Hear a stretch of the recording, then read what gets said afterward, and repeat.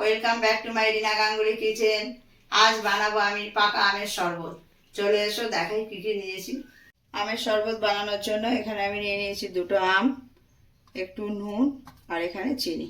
এই দিয়ে আমি আমের শরবতটা বানিয়ে নেব। প্রথমে আমি আম দুটো ছাড়িয়ে নেব।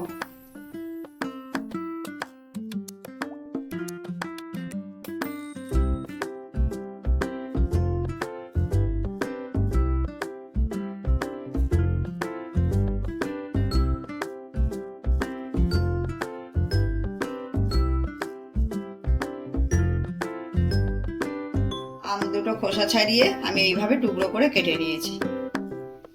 এবার এটা একটা মিক্সিং বোলের মধ্যে নিয়ে নেব।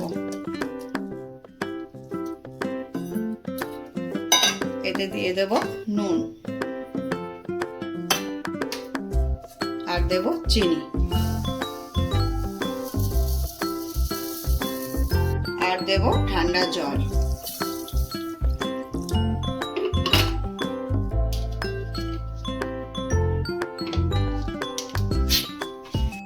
এটা একটু ভালো করে 1 মিনিট ঘুরিয়ে নেব।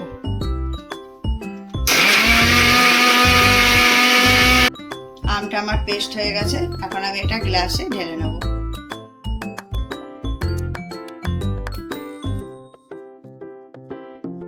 এতে কয়েকটা আইস কিউব দিয়ে দেবো।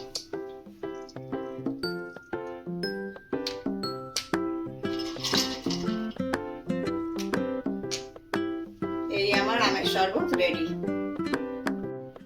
আজ আমার আমের শরবতটা কেমন লাগলো তোমরা করে খেয়ে কমেন্ট করে আমাকে জানাবে। আর ভালো লাগলে আমার চ্যানেলটা সাবস্ক্রাইব করে দিও। তোমাদের সঙ্গে আবার আমার দেখা হবে নেক্সট ভিডিওয়ে। টাটা।